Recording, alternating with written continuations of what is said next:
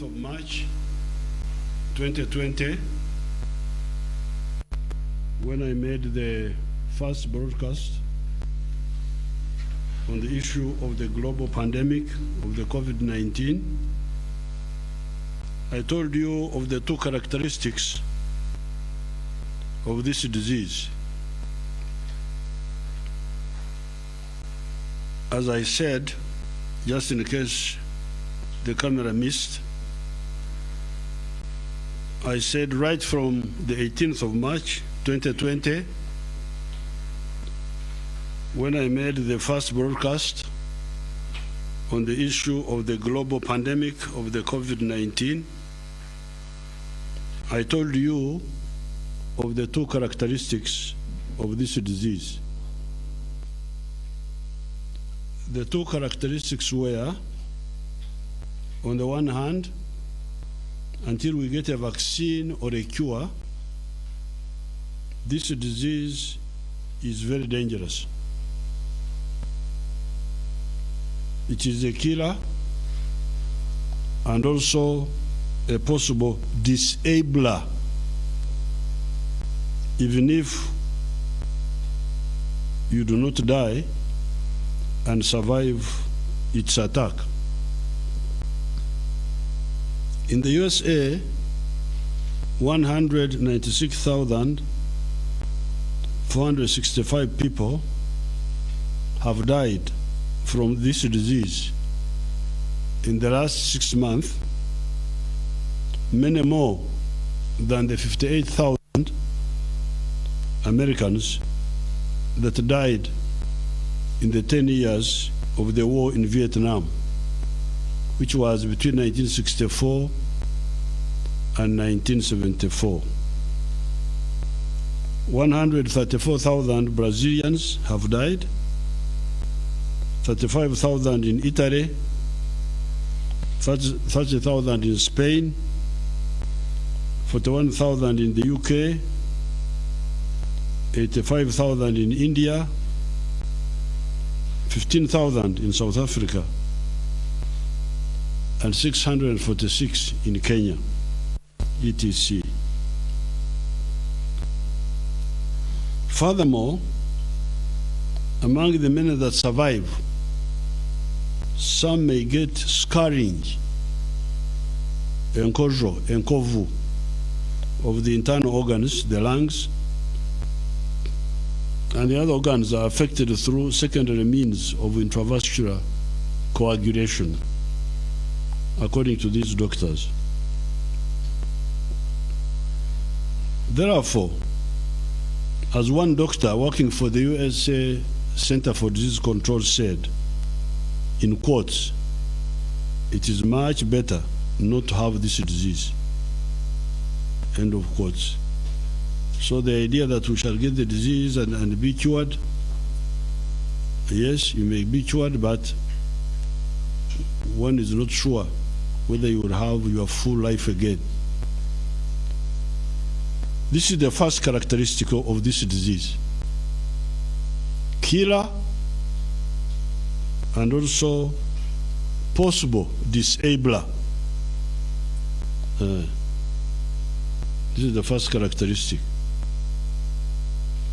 The second characteristic is that it is very easy to avoid if you agree to undergo a lot of the inconvenience of the lockdown and the losses, economic, social, that come with the restrictions. Right from the beginning, I had no doubt as to the right course of action. Life was more important than wealth. Amagara gachira magana, the Banyankore say. Well, life is more important than wealth. Amagana means wealth, hundreds.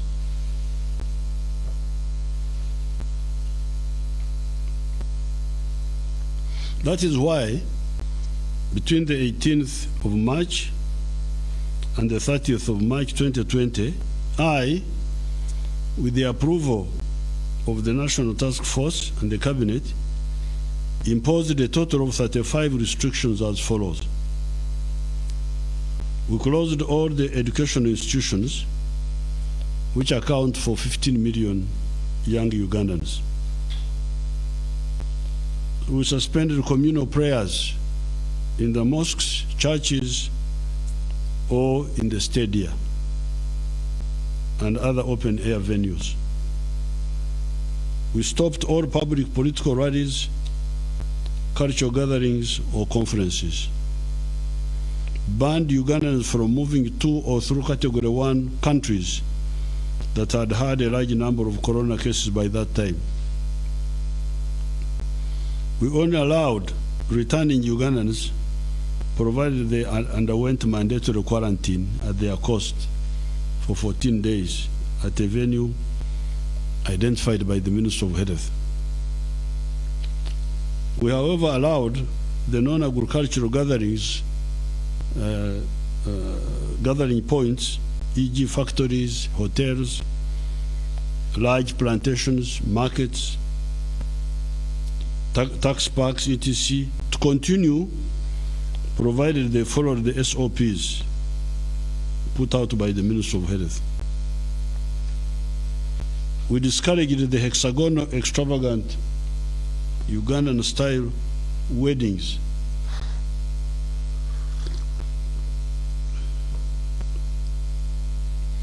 Weddings were allowed only for a maximum of 7 people. Burials could not be postponed, but only a maximum of 10 should take part in the burial.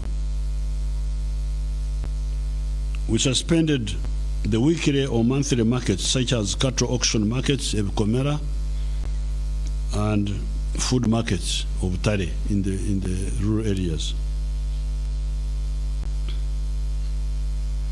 At that time, we allowed public transport systems of buses, minibuses, taxis, boda-bodas, etc. to continue, provided they were given SOPs.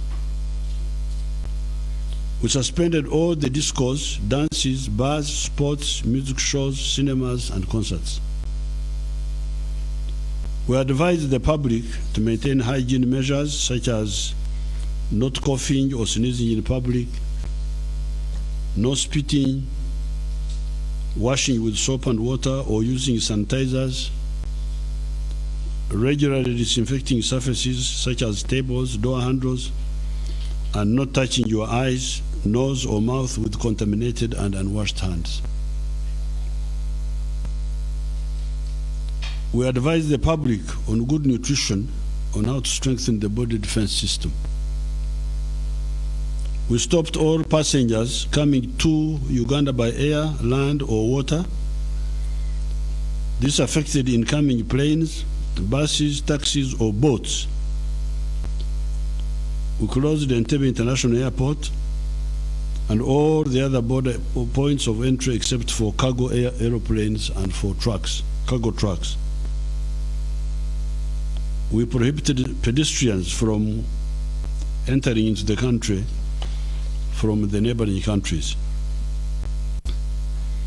All public passenger transport vehicles were later stopped, i.e. taxis, coasters, buses, passenger trains, tuk-tukus, the tricycles, and boda-bodas. Only food sellers would remain in the markets. The non-food sellers suspended their activities. Private vehicles were initially allowed to continue, but with only 3 people maximum per vehicle at that time. Ambulances, army vehicles, garbage collection vehicles, etc., those ones continued. Later on, we banned the movement of all privately owned passenger vehicles because owners had abused them by turning them into taxis. We suspended the shopping arcades, hardware shops, which gather a lot of people to sell and buy non-food items. These were suspended for 14 days starting on the 1st of April 2020. We directed all the non-food shops to close. Only food shops selling agricultural products, veterinary products, detergents, and pharmaceutical products remained open. Home deliveries were instead encouraged. The supermarkets remained open, but with clear SOPs that restricted numbers that entered and left the site at a given time and the handling of trolleys within the supermarkets. The established food markets in Kampala and other towns continued to be open while maintaining social distancing.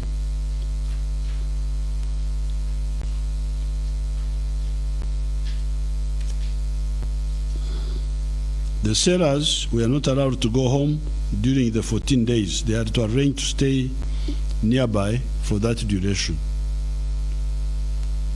Saloons, lodges, and garages were also shut for 14 days from the 1st of April 2020.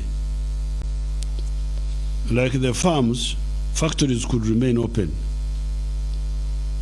but the owners had to arrange for the crucial employees to camp around the factory area for the 14 days. If they could not do that, they were ordered to suspend production for 14 days. Construction sites could continue if they could be able to encamp their workers for 14 days. Otherwise, they had to suspend construction for the 14 days. The essential services, the medical, agriculture, the veterinary, telecommunications, door-to-door delivery, financial institutions, all media, private security companies, cleaning services, garbage collection, fire brigade, fuel stations, water departments, funeral services, and some KCCS staff could continue to operate. Cargo transport by train, plane, lorry, pickup, tukutukus, boda and bicycle within Uganda and between Uganda and the outside had to continue, but only with minimum numbers technically needed as was described at that time.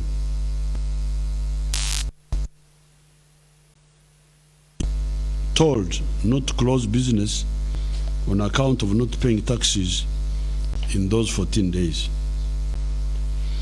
Gatherings of more than 5 persons were prohibited. Except for cargo planes, lorries, pickups, and trains, starting with the 31st of March 2020, at 1900 hours, there was a curfew throughout the whole of Uganda up to 6:30 a.m.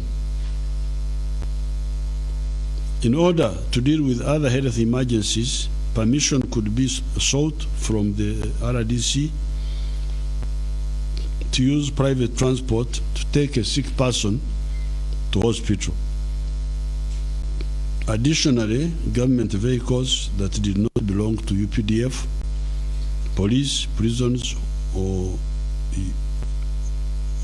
UWA, Uganda Wildlife Authority, were pooled and deployed at the district health offices, including the divisions of Kampala, with their drivers staying in tented compounds, ready to help in those health emergencies.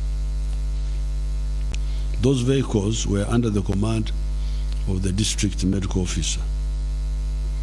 Borders were ordered to stop their operations at 2 p.m. at that time. On account of those tough measures, we limited the spread of the infections, and the few imported cases were closely handled by the medical staff so that all of them recovered, and we never had a single death from COVID-19 until the 21st of July 2020.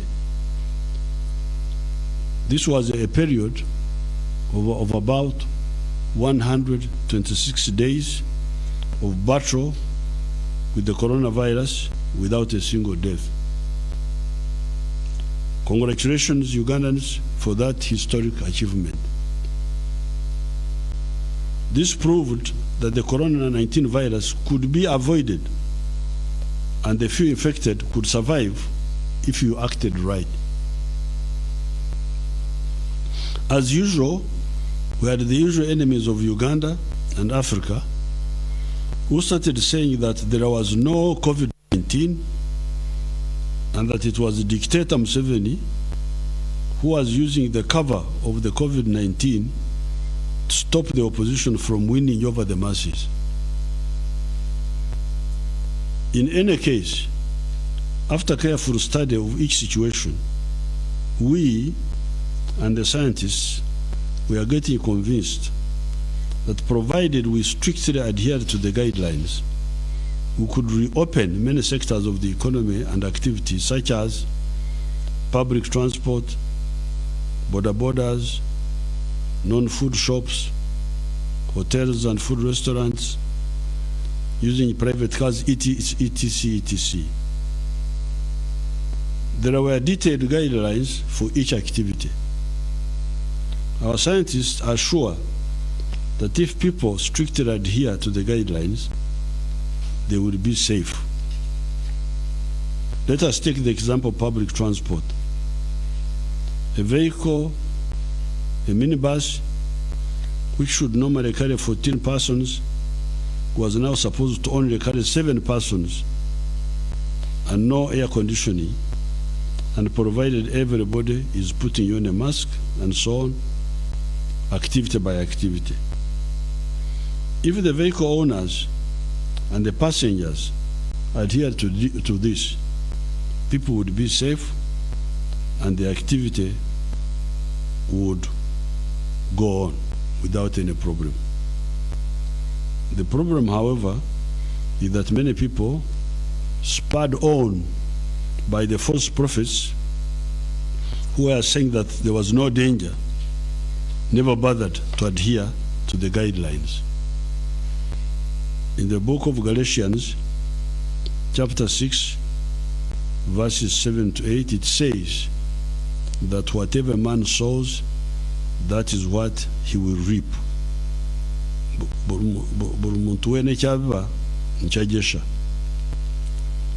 The exact quotation goes as follows: do not be deceived. God is not mocked, for whatever a man sows, that he will also reap.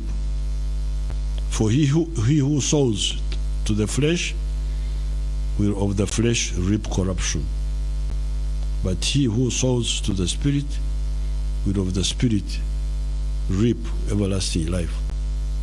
End of quotes. Similarly, in this case, by sowing negligence and disobedience, we are now harvesting more sickness and even more death.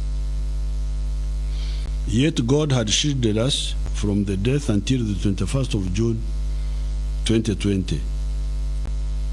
Today, the total sickness with COVID-19, that is to say, the positive cases, are now 6,287.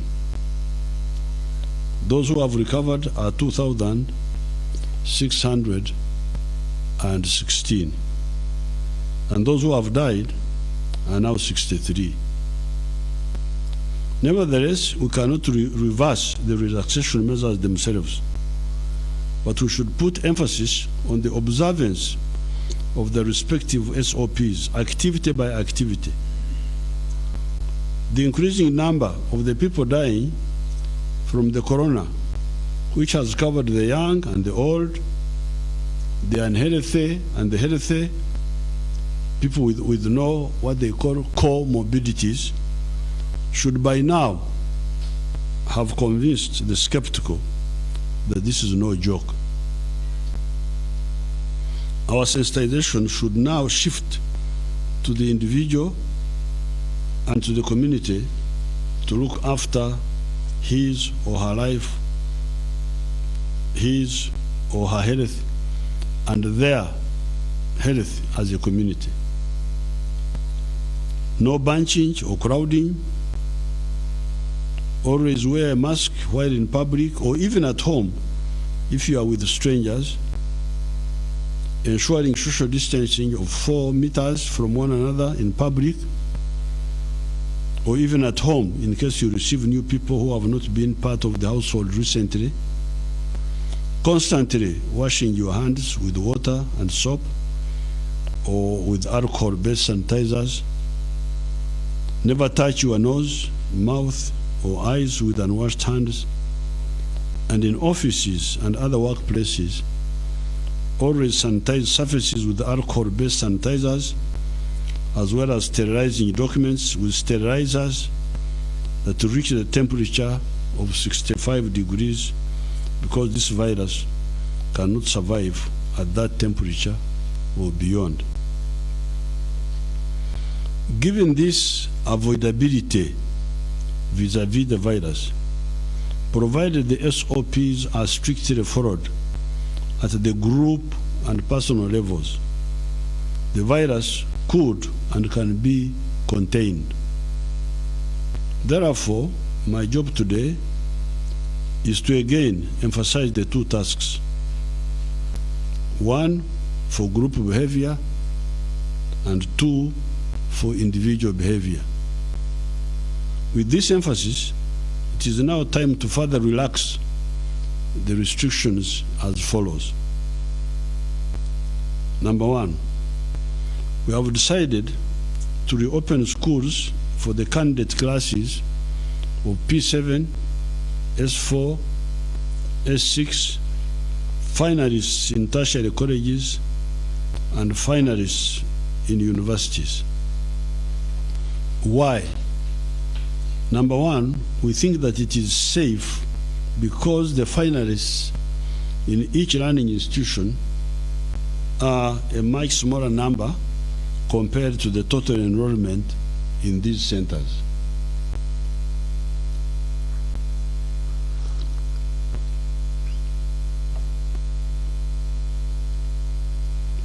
Indeed, the total number of finalists is 1.2 million learners out of the total of 15 million, i.e. less than 10%. Therefore, each group of finalists will have bigger space for social distancing, whether they are in the day schools or boarding schools. If they follow the SOPs, they will be safe. Moreover, the cost of waiting any further is quite high. Why? It is because of the jam that will be created in terms of the usual transition from the primary school, the lower secondary schools, the higher secondary schools, the tertiary colleges, and the universities respectively. If the batch of 2020 do not move on, what will happen to the batch of 2021? Can we afford to have the 2 batches in 2021? The answer is a clear no. Fortunately, it can be done safely if people follow the SOPs. A solution for the non-finalist learners will be found by January 2021. International schools that have got less numbers can engage the Ministry of Health on the way forward. The schools will open for the finalists on the 15th of October 2020. We are aware of the dilemma of the private schools that were operating on money from banks, etc. We have tried to help the teachers in the private schools by giving them Uganda shillings 20 billion grant for their circle. I had some private school teachers that were complaining that the government was not caring about them.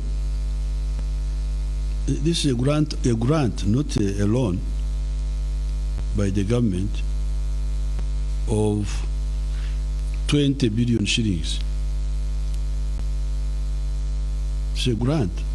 This is your bank now. You can use it.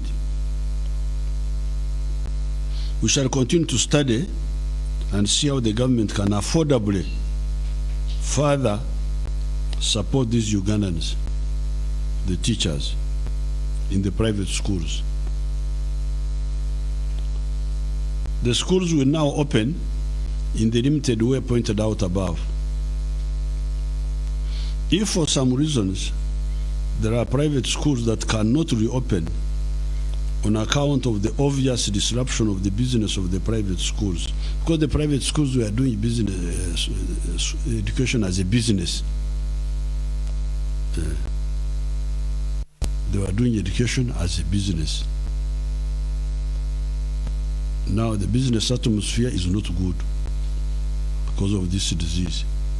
So even when we open, if some schools do not open because of the business economics can no longer work out, the Minister of Education is already directed to expand the number of secondary schools. We are assuming a secondary school enrollment of 2 million learners just for the Chibaro. We assumed 2 million secondary school students, although the actual number is now 1.6 million. If we take one classroom and one teacher to cater for 50 learners, we need 40,000 classrooms and 40,000 classroom teachers.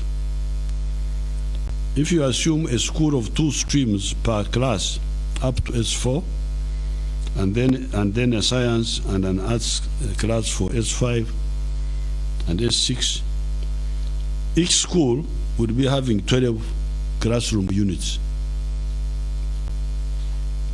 This will therefore mean about, to cater for the 2 million students, we'd need about 3,340 secondary schools to accommodate the 2 million secondary school learners.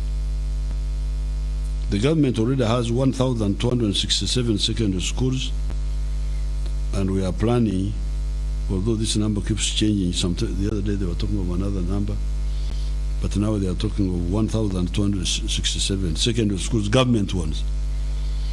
And we are planning to build another 374 new schools.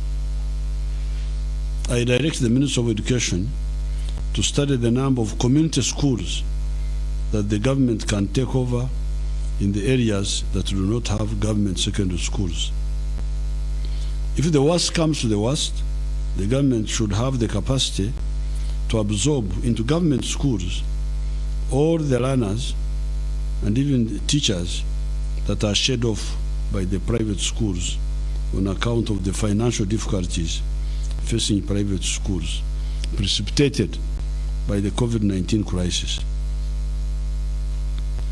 The Minister of Finance should also meet the owners of the private schools and see how the government could come to their aid. The government should not only think of rescuing the learners and the teachers and remain oblivious of the plight of those Ugandan entrepreneurs that invested in private schools because they did not know that a terrible disease would come from the bats in distant China and cause so much chaos. Can UDB help?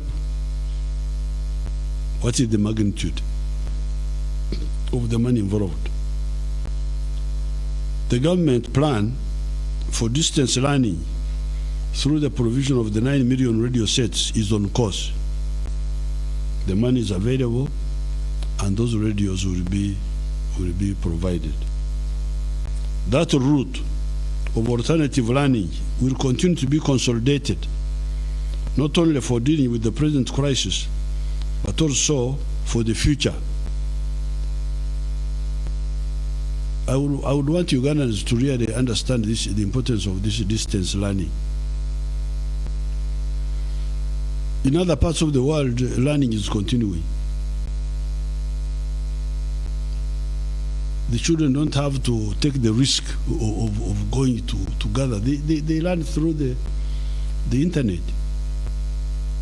Children are seated here in Kampala, they are doing exams given in the US. I had one of my children who was at the University of Bath.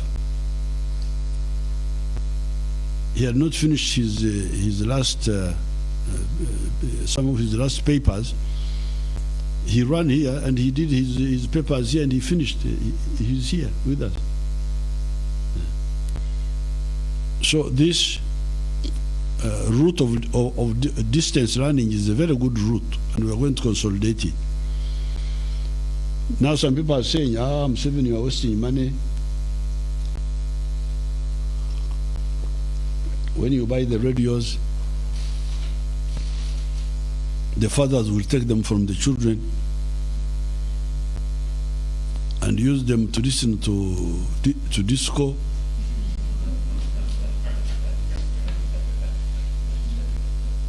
That one we shall struggle with. We have struggled with many problems.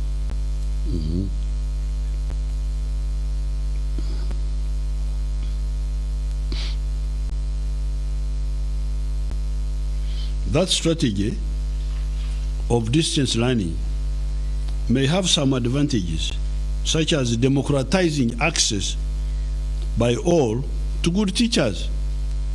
If there is a good teacher, you normally hear, oh, there is a good teacher for science at Nabsunsa, another one somewhere there. That's why children are doing well in the other school. Okay, if we have got such good teachers, let all the children share them through distance learning, instead of being monopolized by the few who listen to the good teacher. Secondly, the international airport and land borders will now be opened for tourists coming in and going out, provided they tested negative 72 hours before arrival in Uganda, and provided the tour operators ensure that the tourists do not mix with Ugandans. How will this be done? The tourists will be driven straight from the airport to their destinations or to designated transit hotels that are set aside for that purpose. Business delegations should also be handled in the same way by local partners. The returning Ugandans who have got negative PCR results, PCR are the tests, will be allowed to go home, not stay in the quarantine, but you go to your home, and the Ministry of Health will only get their addresses for follow-up. Number 3, restrictions on the movements on the border districts are hereby lifted. Number 4, curfew from 9 p.m. to 6 a.m., which has been in force, will be maintained. But for the borders, their movements must always end at 1800 hours, which is 6 p.m. Number 5, the places of worship should open with the following precautions: individual prayers or confessions with priests or counseling with the necessary SOPs. Those are all right. When somebody is coming to confess his sins to the priest, there are few of them, they can, that one may not be a problem. Prayers and fellowships whose numbers do not exceed 70, and by observing all the other SOPs, we think these ones are are safe. Night prayers and transnights are, however, not allowed. Night prayers and transnights, we don't allow those. The regular large gatherings of prayers and preachings of Sundays and Fridays will be considered at a later stage, depending on how the disease will be evolving. But the rule of the number of 70 and not more can be used on Fridays and Sundays.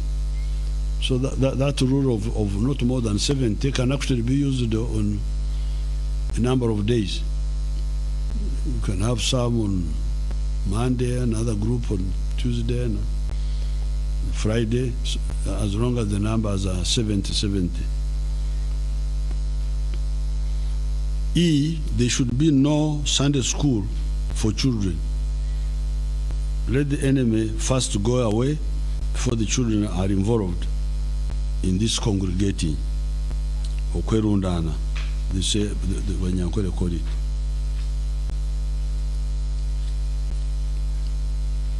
Six, open air activities of sports will reopen provided there are no spectators. We must learn to have games without spectators, without abatunulizi, abarorezi. We shall watch on TV. The teams can play, we watch from far. And the players, provided the players are tested for COVID-19 72 hours before. This test will expire in 14 days. So every 14 days they must test the players. Hence the sportsmen will have to repeat the test.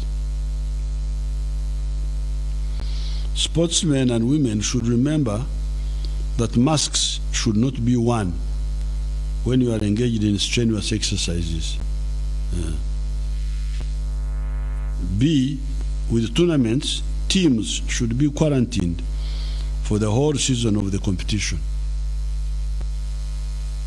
C, indoor sports activities, including gyms, remain closed.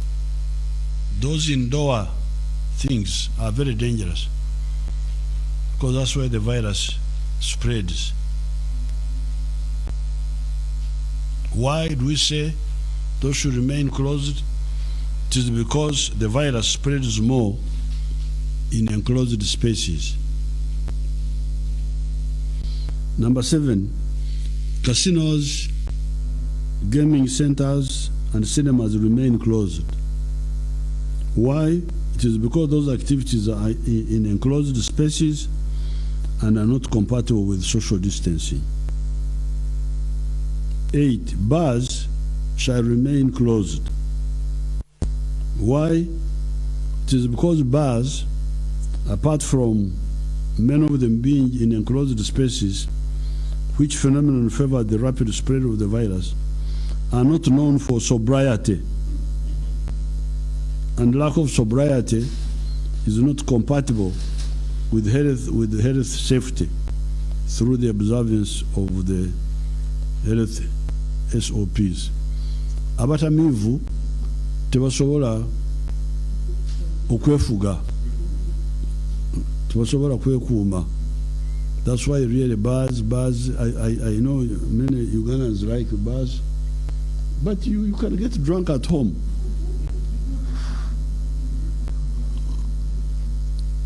Just order your beer and you get drunk at home, you sleep in your sitting room. It's not good, but at least there's no, assuming that there's nobody with COVID in your house, you can get drunk without COVID. So I don't see really why people should spend so much time quarreling. Because beer is not stopped. You buy and take home. Drink there.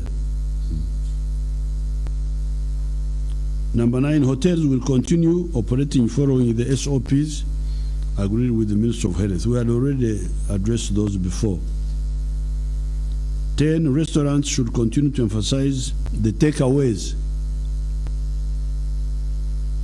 Indoor restaurant services should be minimized and follow the SOPs. Mobile markets, monthly cattle auction, and produce markets should remain closed as the Ministry of Health continues to develop the SOPs. Mass gatherings are still prohibited. Some people have been trying to use the recent NRM elections to justify their own misbehaviors. Lining behind candidates is not the same as holding public meetings.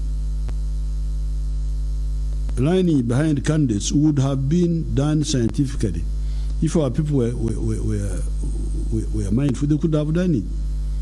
Because you can line scientifically, because it is, you just line for a limited time and go away.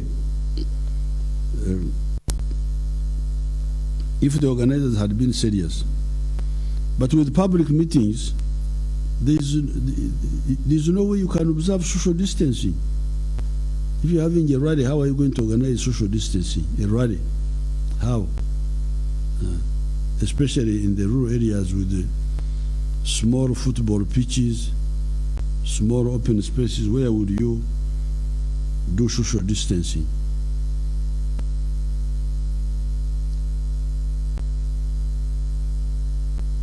Our Bama Saba grandchildren that are engaged in Imbalu in this month, Imbalu is circumcision, have SOPs from the Ministry of Health that were agreed with the cultural institution.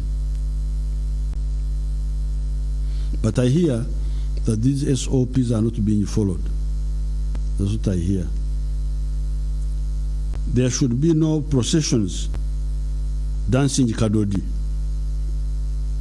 because those processions are the ones which result into crowding. That is dangerous congregating. The security forces, especially the police, should monitor those activities. Cases of COVID-19 have gone up in Mbale recently. There are now 107 cases reported in Mbale, and 5 deaths have occurred in that area. Ugandans, you have now tested both scenarios. Scenario number 1 was strict lockdown.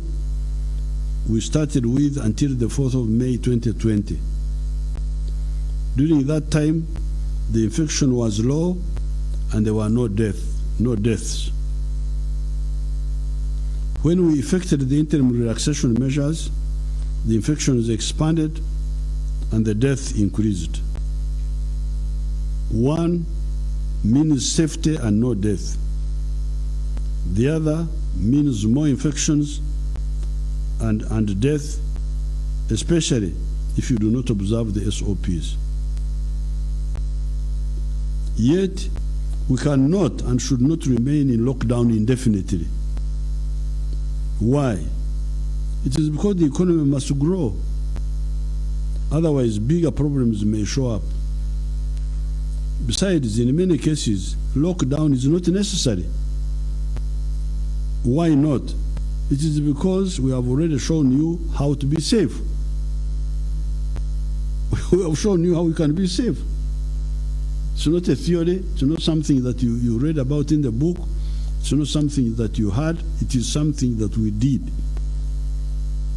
You do this, you will be safe. You don't do it, you will be in danger. A few weeks ago, I passed out 9,000 policemen and soldiers in Masindi and Kawaweta, respectively, safely. I'm sure you saw them on TV, large number of people. But they trained, passed them out. And when this virus started, the training had just started. The commanders asked me, should we close the train? I said, no. Don't allow visitors to come there. No visitors would be allowed in those camps. On passing out, we normally invite parents to come and be part of the passing out. This time, no parents. Let the parents watch on TV. So you can do things safely. These are big numbers, thousands of people training. Cheptegei and Kiplimo trained in lockdown. They flew out, although we had closed the airport, went and broke world records and came back safely. So these people who say we should remain locked down because, no. We can open if people observe the precautions. Therefore, those who behave recklessly will reap what they would have sowed. We would therefore like to appeal to everybody to be your own health worker. Understand all the avoidance measures, put them in practice for your own good and for the good of others. That is why we are morally justified to open up, because we have taught you what to do except for the activities that are clearly risky, such as bars where sobriety is in great scarcity. It is a big shame to realize that out of the 6,287 cases of Corona-19 recorded in Uganda, 2,097 are in Kampala. So Kampala has taken the cup of promoting Corona. This is population of Kampala is, I hear 3 million, sometimes say 3 million. Population of Uganda is now 46 million. So 3 million is not even, I don't know whether it is even 5% of the population. But according to here, you are now responsible for more than 30% of the sick people in the whole of Uganda. You are only 5% or less, but you Camparians led by their powerful minister,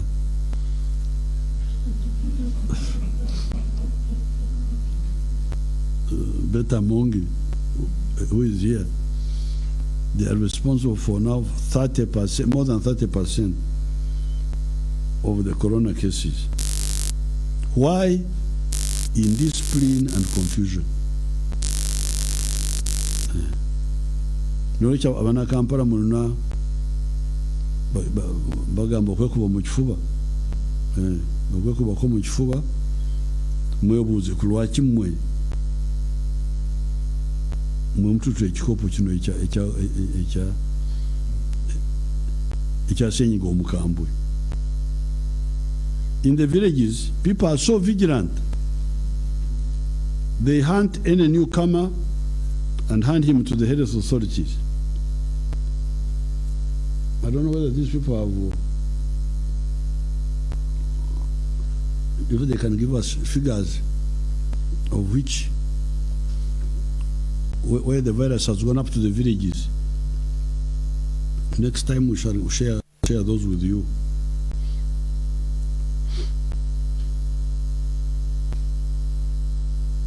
With guidance, the people in the villages can handle correctly the barriers, because I hear there's some issue about the barriers.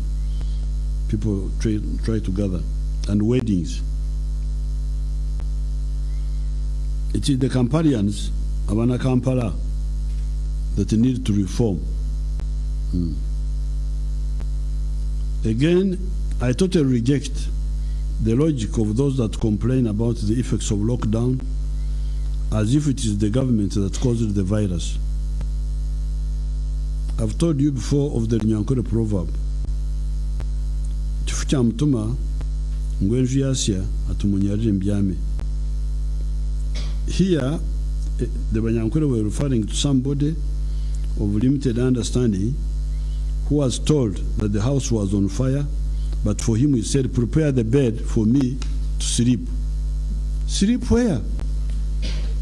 The house is on fire. That would have been the answer from the rational, serious people. Look at the picture of the aircrafts that are parked with no business. I don't know whether these people can put that picture on the TV. I continue now? So you have seen the picture of how hard the airline industry has been hit. Somebody told me that the shops that used to sell textiles in the USA and much of the West have gone bankrupt. Clothes are now sold online, through the internet or on phones. This is the way to go, Ugandan entrepreneurs. Ugandan entrepreneurs need to wake up. If there is a crisis of this type, you should know how to survive in it. Stop crying over spilt milk. Look for how to survive in the new atmosphere of Tonsemberera social distancing. See how to survive. Business people in Uganda need to be very cautious. Let us take public transport, public transporters. If it turns out that people are being infected because of crowding in public transport vehicles, that will be the end of that business, whether government lifts restrictions on public transport or not. If the information goes out that when you go in a taxi you get a virus, the business will die. Not because the government has closed or what, but because people fear for their lives.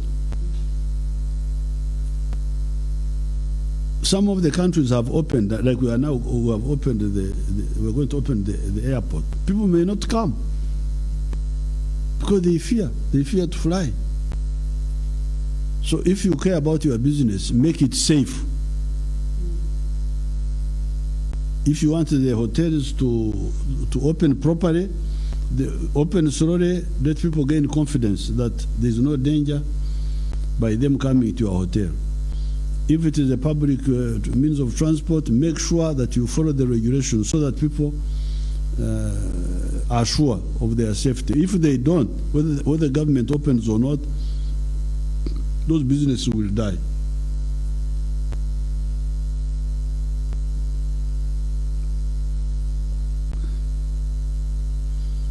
People will simply not come if your vehicle is not, if the public vehicles, public transport vehicles are not safe for people. If information comes that among the people who are being infected, this is what we are talking about, these 6,000, that the majority of them are being infected in buses because of overcrowding, that business will die. The time for self-reception is over.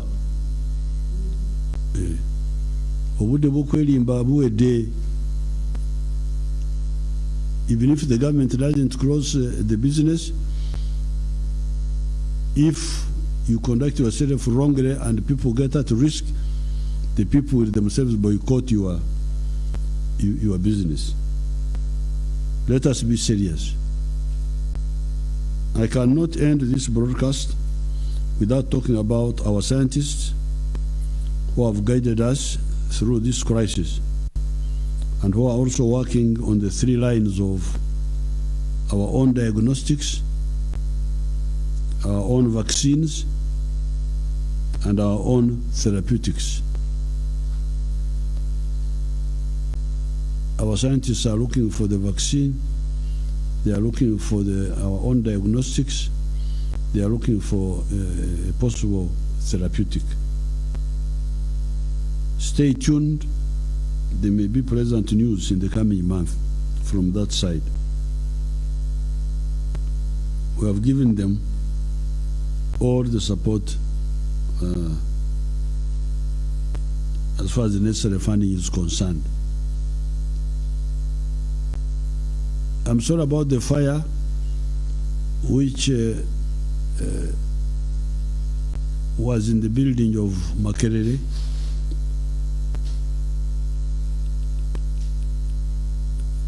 We don't know how the fire started, but we already have some cases of some negligence. I'm sure the Vice Chancellor will be doing something about some stuff there about the negligence. Yesterday I was supposed to go to Jinja. I didn't go. I sent the Vice President. This was because these masks, which are good for fighting the corona, but some of them, at least one type affects my voice. So the other time when I went to Tanzania, I had put on a very strong one. And when I came back, my voice was affected. Even now, it's not fully recovered, but it is improving. So I didn't want to. I wanted to give it a rest, so that I'm able to speak to you today. That's why I sent the Vice President and the Speaker were there. Now, for the NRM people, those who are misbehaving during the primaries, those are not clever people. These people have been disturbing us for a long time. The people who are not democratic, who don't want the power, who don't want the people to exercise their power, to elect the people they want. The people elect X. These maneuverers want to nullify what the people have decided and put somebody else. When we are trying to use secret ballots, trying to do this, first we tried to use the electoral college, to use a few leaders, I think at the district level. Now bribery was introduced, so that the leaders would be bribed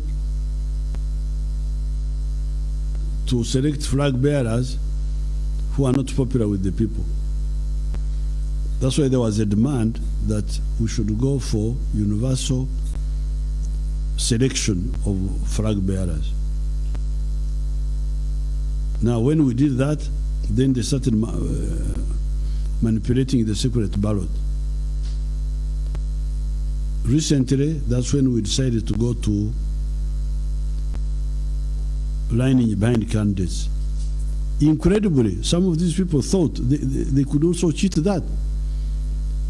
that people could line up 200 here, 100 here, then they go and change the facts on what they call declaration forms. This is just a waste of time, because people were there, they witnessed, they saw. So I have already carried out some audit. I carried out audit in some few areas, myself directly using the security services, and we are now going to upscale the audit. So I therefore call upon NRM members, don't be violent, don't fight. Why do you fight? Suppose you lose a tooth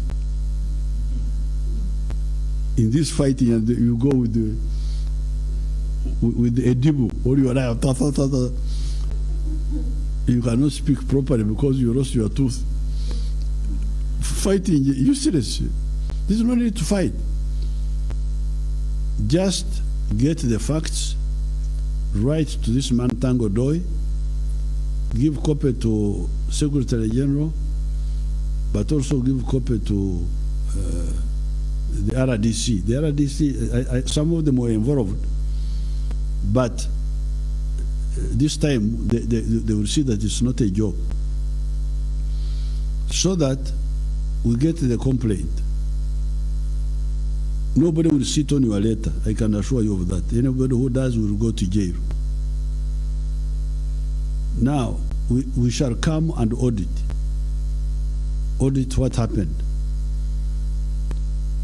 Like in the area where we audited, I sent audit, like in the case of Nyabushozi, we found that in 116 villages, the results were not contentious.